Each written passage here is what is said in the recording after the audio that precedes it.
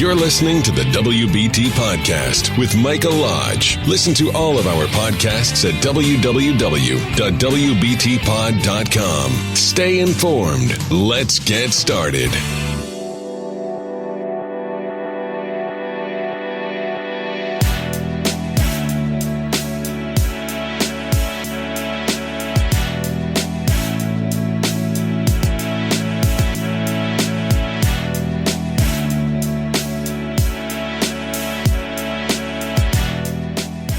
And welcome to the WBT. This is Michael Lodge. Glad you've joined me on this beautiful day. It is a cloudless day here in Palm Beach, Florida. Conversation today is going to be about Democrats, Caucus, disaster. I'll be right back. This is brought to you by Lodge & Co., a business and tax advisory firm where your success is our goal. Call us today toll-free at 888-681-1518 or visit us at www.lodge-co.com and learn more about what we can do for you. Lodge & Co., your source for sound business and tax services.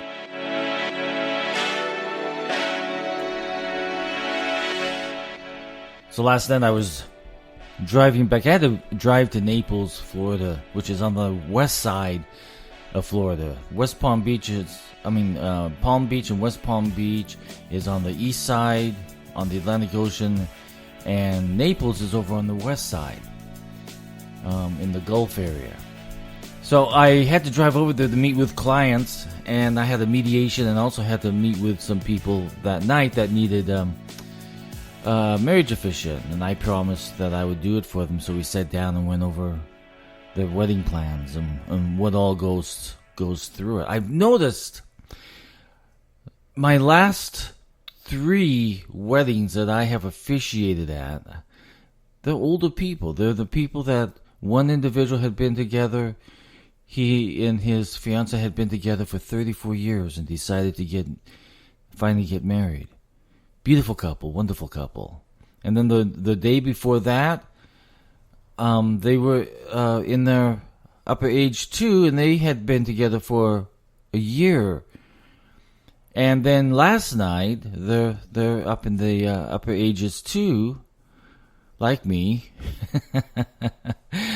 I never think of myself as an upper age, but I'm an upper age. But I'm seeing more and more older people getting married. And a lot of the requests that I get are from older people. And I think that's wonderful. I think that's great. So anyway, I was, I kind of digress with my subject matter here. But anyway, so I was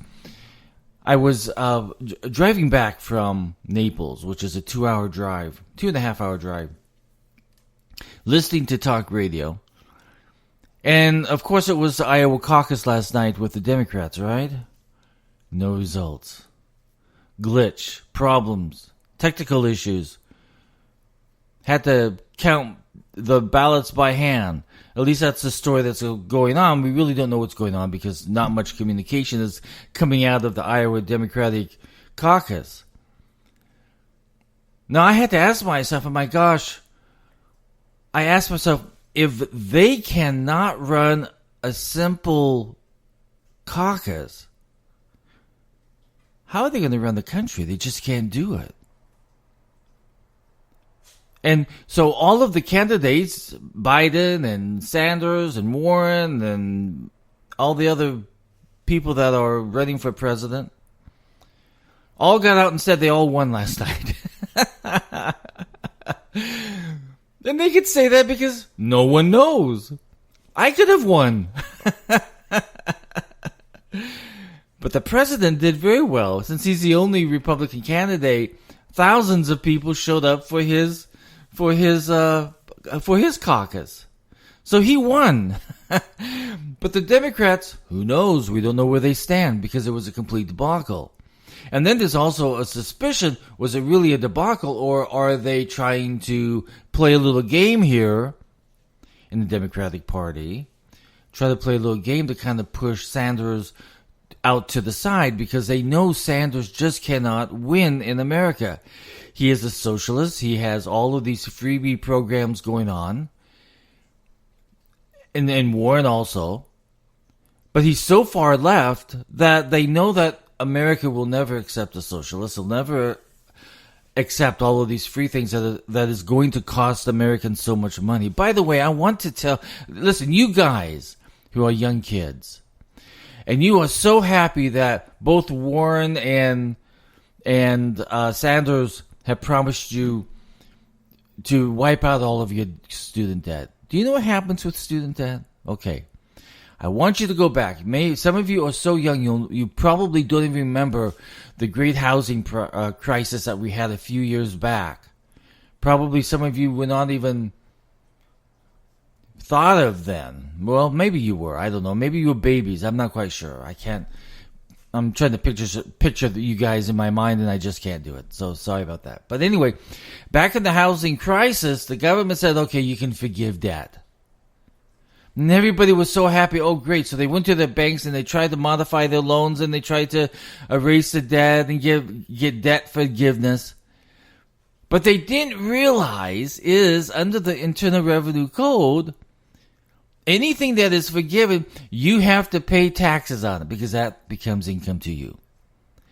Well, the same thing with your school debt. If they forgive that, it's going to become taxable to you. It's going to become income to you. So you have $50,000 of debt, that becomes $50,000 of taxable income to you. I mean, there's some adjustments that are made, but that becomes your income.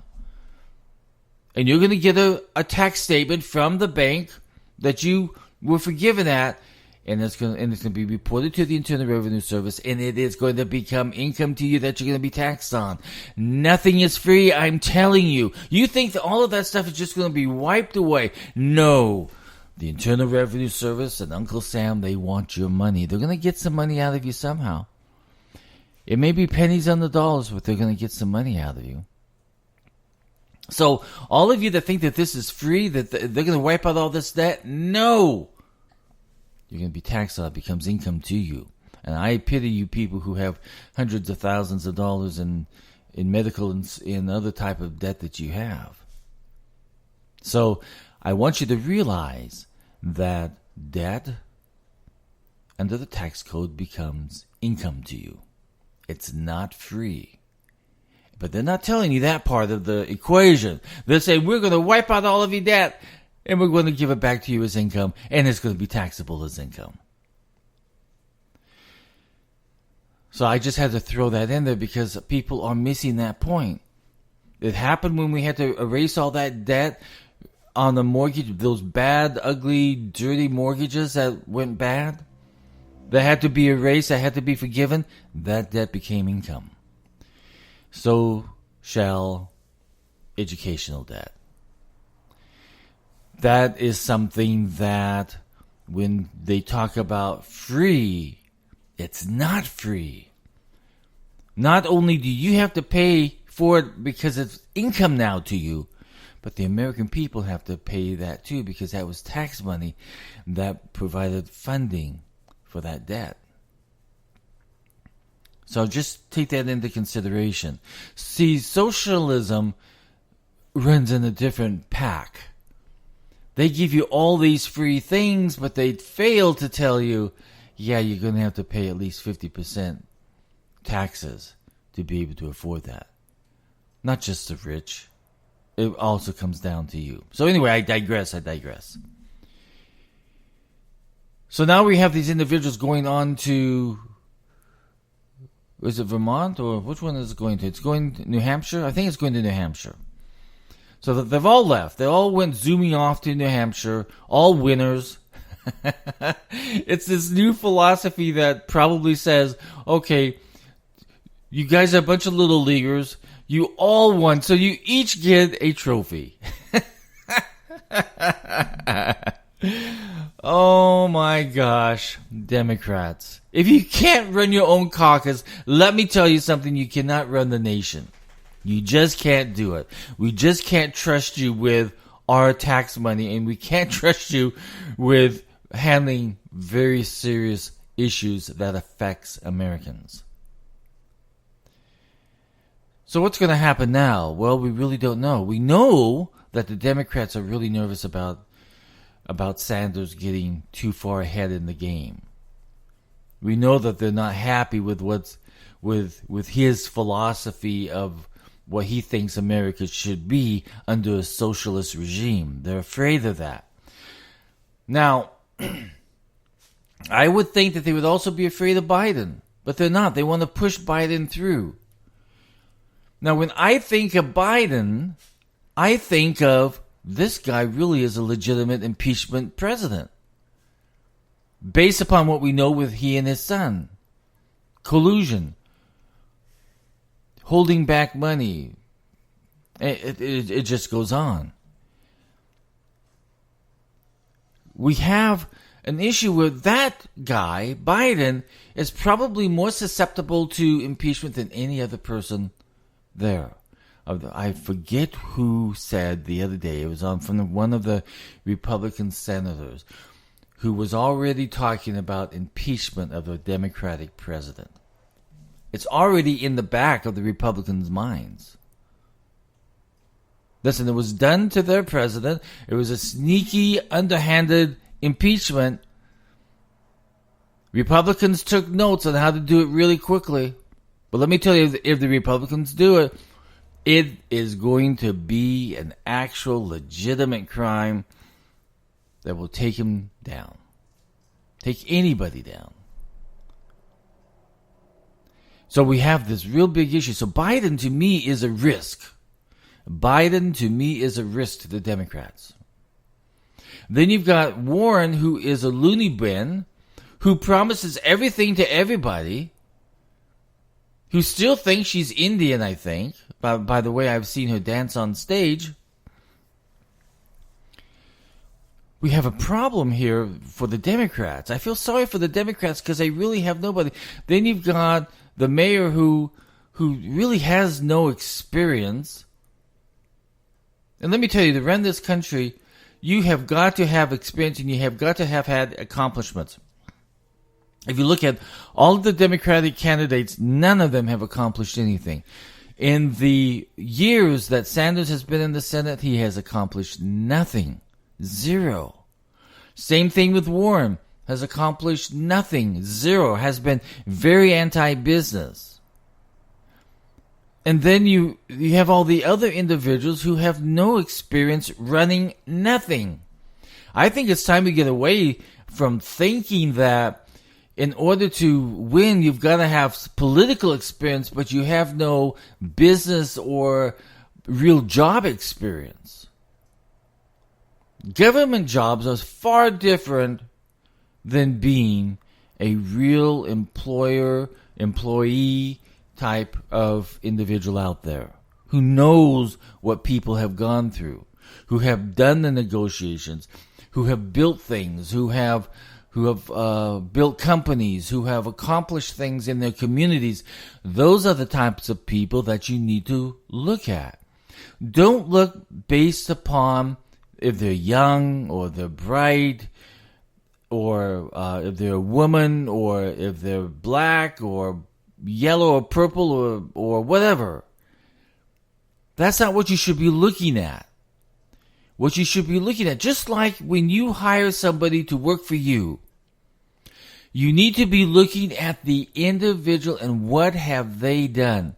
What have they accomplished and what value are they going to bring to the country? Look at their experience. What have they done? Have they built anything?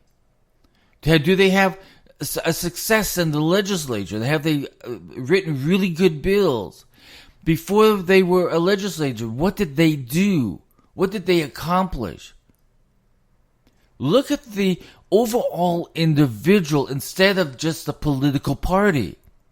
Don't look at the individual who's going to say, I'm going to give you free education, I'm going to give you free medical, I'm going to give you all this stuff. Don't look at that individual.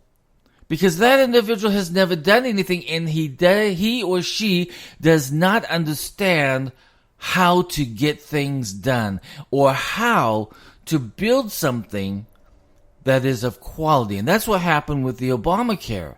They threw this thing together with a whole bunch of people who had no experience in healthcare, who have never worked in the industry before, who did not know how to even run a company. They threw these people in there, and they came up with all of these rules and regulations that were unconstitutional. There was a bad bill. And then you had Nancy Pelosi. Well, you've got to pass the bill in order to know what's in the bill. That's the stupidest thing that anybody could ever say to a nation. We should have said right there, okay, that's a red flag. Stop right there, because we want to know more. We want to know the nuts and the bolts of that bill.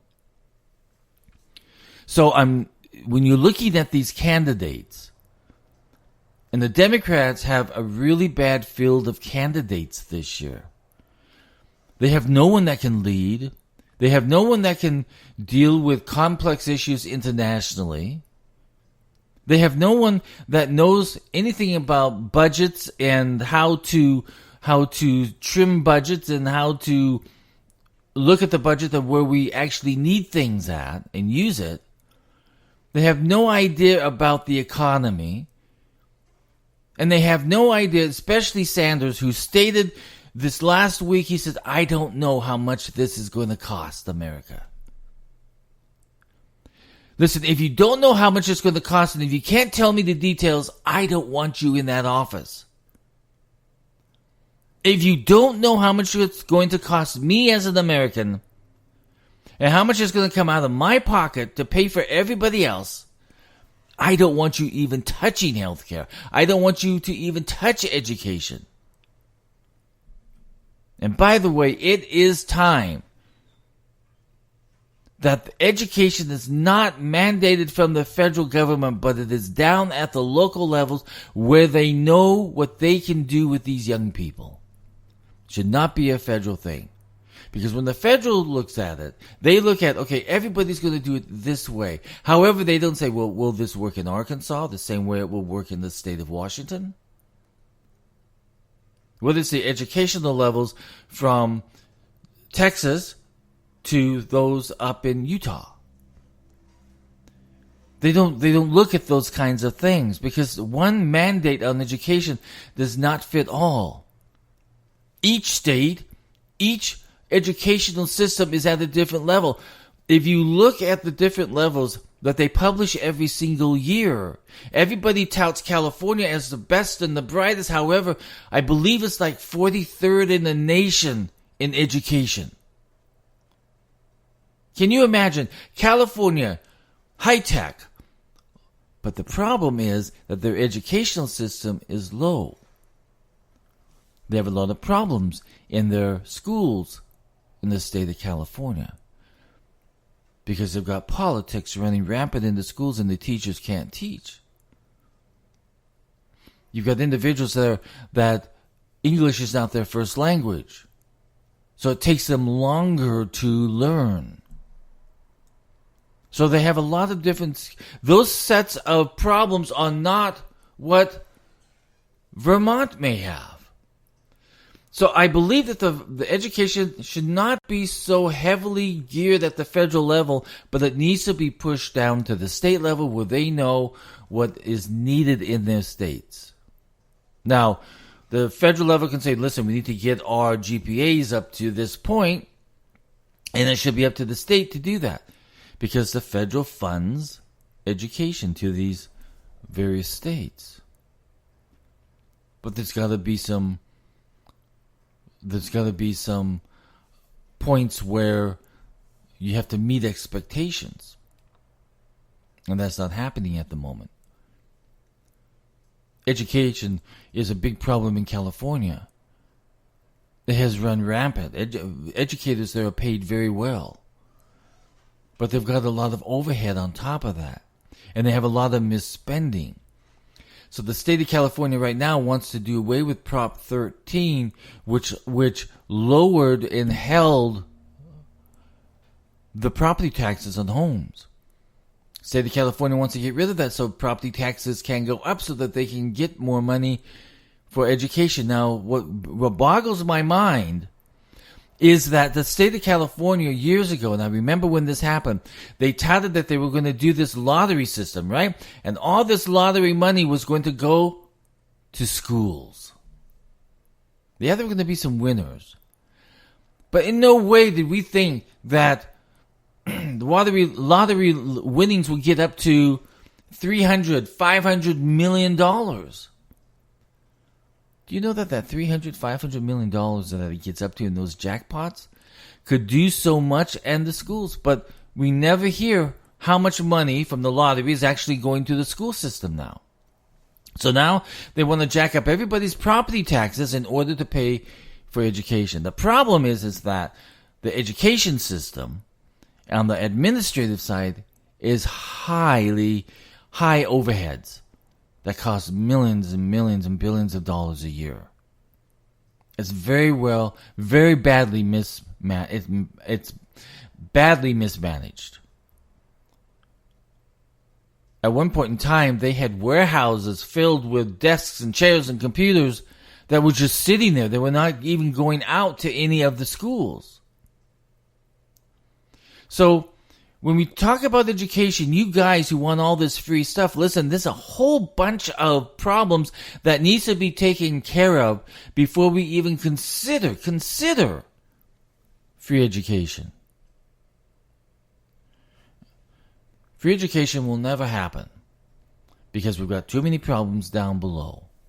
And a lot of this on the college level has been pushed through by the Democrats because they wanted everybody to go to college, but they didn't look at the student's financial situation to see if he could afford that $40,000 a year college. But they gave him a loan and another loan and another loan and another loan, and pretty soon he had educational debt. I think the majority of the tax clients that come to see me, they're paying off their educational debt. And there are options out there for education that is not going to cost you so much money. I've talked about this before, and it needs to be talked about every single day. When you're going to go look for a college, talk to me. Because we need to look at other options that is going to cost you way less money. I know you want to have that Ivy League sheepskin up on your wall and want to brag about it. But let me tell you, when you're in debt, there's nothing to brag about. Because now you got to pay it back. Because that was the decision that you made on education. So we had the Iowa Caucus last night. So where does it lead? Well, I believe in my heart that this is going to lead to just a lot of political unrest within the Democratic Party. They have been so focused on the impeachment of President Trump that they forgot everything else. All of the words that were coming out of all of these Democrats was impeach, impeach, impeach. And the storyline and spin, they were all doing the same thing. But they never, ever, ever paid attention to what was going to happen on the Iowa Caucus days. So it's very unfair. It's unfair to the volunteers. Now listen, I have volunteered in political rooms before. And I tell you, when you win, it feels so good. And when you fail, it feels bad. But when you're in limbo, you don't know what to feel. Even though you've put hours and hours, you've knocked on doors, you've handed out pamphlets, you've made phone calls, you've sat at your computer tweeting and trying to help out in any single way that you can. And now, as a volunteer who has worked so hard, you don't know what you did. So if you think that the Democratic Party can run a nation, forget it. It can't be done. They have lost sight on leadership because they've been so devoted to hate. And when you hate so much, you can never, ever lead again. Hate completely wipes out any form of common sense, any form of listening. Because hate is a political agenda that gets so into your head, into your mind, that you forget about everything else about leadership and what you actually need to do to win. Hate never wins. It never wins. But if you are for a cause, and if you're for an individual, and if you believe in America, and if you believe in the greatness of America, and if you work on that aspect of what can you do for your nation, you will win. But if you're constantly hating, constantly calling people names, constantly putting people down, constantly saying that they're a traitor, constantly saying that they're colluding with the Russians, constantly spinning, that's all you've been doing as a Democratic Party is going round and round and round with the energy of hate and not love of country. So now you have your first failure. I have a very simple caucus that has worked for hundreds of years now. Well, I don't know hundreds of years, but for many, many years. It has consistently worked, and it was the driving point of the first portion of election, and now it has failed. It has become a disaster for the Democratic Party. So listen, the Democrats failed. Tonight is the State of the Union. I hope that after all this bad stuff that happened last night in the Iowa Caucus, we can sit there and we can say, take in a deep breath and hear what is good about America. What is good about America. And what's going to come? What is going to happen next? There's so much that needs to be done in this nation. Instead of all this hateful spinning, you should have been focused on what does the nation need. Our infrastructure is tearing down. Our city water systems are bursting at the seams because they're so old and dilapidated. We have roads that need repair work. We need a better highway systems. We have projects that are going off into nowhere because they don't go anywhere because they end in the sky.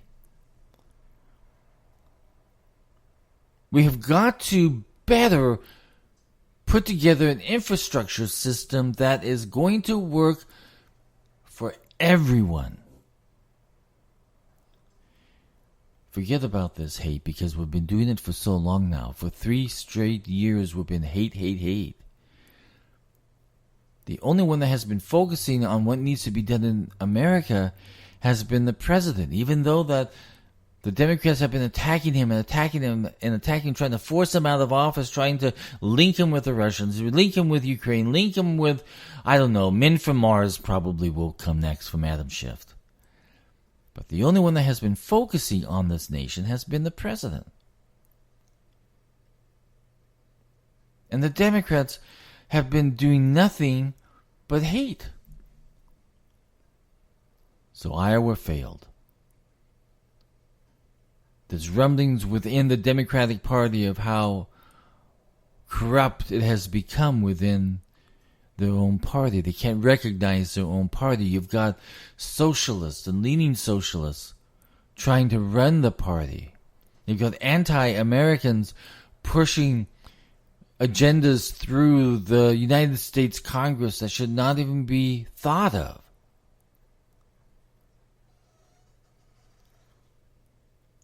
So tonight on State of the Union, I am really looking forward to hear about the accomplishments that America has done, even though we've been in this hate mode for 3 years. Things got done, but it was done by one person, and that's Trump. Yeah, you may not like him, but he got things done. You may hate him, but you know what? He got trade deals done. renegotiated for the betterment of America, and yet we still are pushing this hate impeachment stuff. So I reach out to the Democrats right now. You just failed miserably in Iowa. You just showed that there's no leadership there at the moment that you can use. You need to step back, you need to regroup. But when you step back and regroup, you need to start working with the president and getting things done for the nation. Forget about the politics, forget about the hate, forget about trying to destroy an individual. Instead, start looking at America and what you can do for America. How can you work with the president? How can you work for the reach across the aisle to the Republicans? How can you really think of new challenges and accomplish things to meet those challenges in the years to come? Right now, you just have to admit it, that you failed in Iowa. But failures can be turned around and say, okay, we're going to get back to work for the American people. And the American people will forgive you for that failure. They'll even forgive you for impeachment as long as they see you working for America and they see you stretching out your hand to the president and say, listen, how can we help you? We'll forgive you. I'll forgive you. But I need to see some results. I need to see some accomplishments. I need to see you reaching out and sitting down with the president and say, okay, what are we going to do on DACA? What are we going to do on healthcare? What are we going to do on drugs? What are we going to do on infrastructure? What can we do to help you? Sit around the table and talk. If you need me to come in and mediate, I will mediate. I won't even charge you for it. I love my country. And if you need a mediator between the Republicans and the Democrats, I am there for you guys. All Americans are there for you because we want to see everybody succeed in the leadership roles of this great country. We want to see senators, Democrats, Republicans, Independents. We want to see great things happening in your chamber. We want to see you getting tough on items that need to be made better. In the Congress, we want to see better bills coming out. We want to see Republicans and Democrats on the same bill. That's what Americans want to see. But we're not seeing it at the moment. So all of this nonsense that you've been doing for the last 3 years, stop. And begin working for America. Begin working with the president. Begin working with the people across the aisle. And get things done that are positive. Stop trying to do social change. You're wasting time. Start doing changes that will help all Americans and not just one single set of people. My gosh, I look at Warren's campaign and she says, I'm doing this, I'm doing that, I support these people, I support that people, and it goes on and on and on. Which means that she doesn't really have a plan for America, but what she wants is just your vote. So she can do whatever she wants to do. Can't have that. Can't have that way of thinking anymore.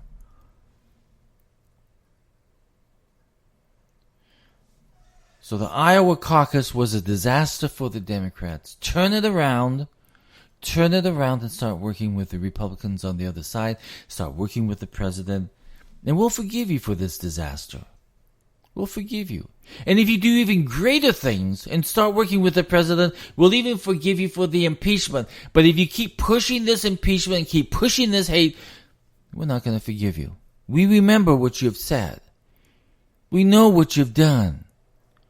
We know that you created an impeachment process that was not under the Constitution of the United States of America.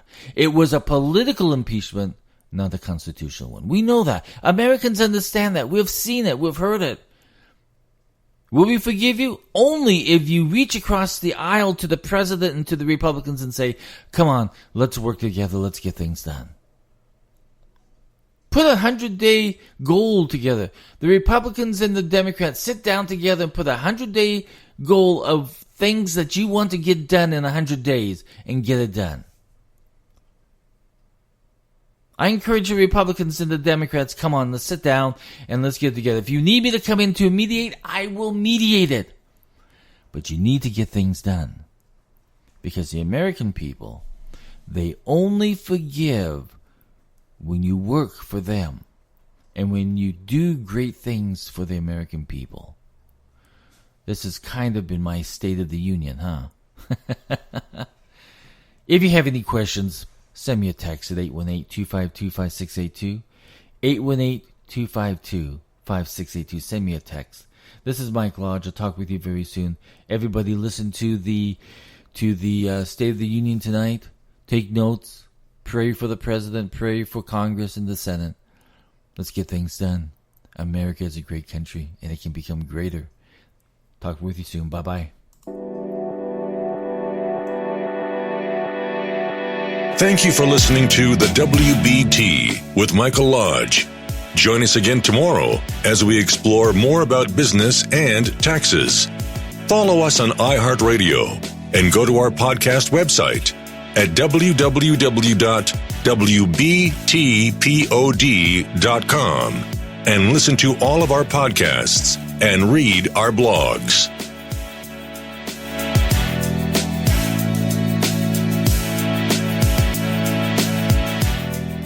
This podcast has been produced by Michael Lodge, fully focused on content.